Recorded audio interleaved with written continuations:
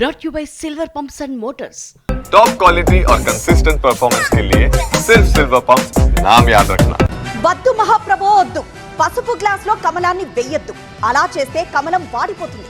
రాములమ్మ లెక్కకు రెక్కలొస్తాయి అంటున్నారు కమలనాథ్. ఇంతకీ ఈ పసుపు గ్లాస్ ఏంటి, ఆ పువ్వేంటి? తెలంగాణ బీజేపీ నేతల టెన్షన్ దేనికి? వీళ్ళ ఆందోళనకు విజయశాంతి మాటలకు లింక్ ఏంటి?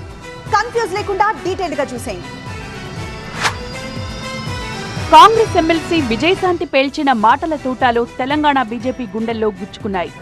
బీజేపీ ఏం చేయబోతుందంటే నెక్స్ట్ స్టెప్ ఏ తెలంగాణ వ్యతిరేకించే శక్తులు ఉన్నారో వాళ్ళందరినీ మొత్తం తిప్పబోతున్నారు. తెలంగాణలో మళ్ళీ బ్యాక్ టు స్క్వేర్ వన్ ని తెలంగాణ తీసుకురాబోతున్నారంటే వాళ్ళ పెత్తనం ఉండాలి.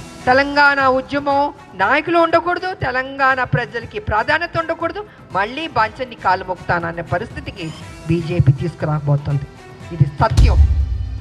కాంగ్రెస్ నేత విజయశాంతి చేసిన ఈ వ్యాఖ్యలు ఇప్పుడు తెలంగాణ బీజేపీలో తీవ్ర చర్చకు దారితీశాయి.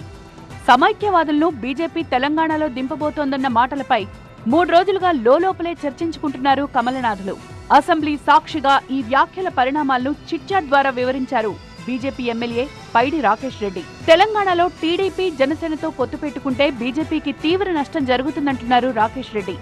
అధిష్టానం టీడీపీ జనసేనతో పొత్తు ఆలోచన చేయొద్దన్నారు. బీజేపీ ఆ 2 పార్టీలతో జతకడితే తెలంగాణలో బీఆర్ఎస్ కు లబ్ధి చేకూరుతుంది అన్నారు బీజేపీ ఎమ్మెల్యే.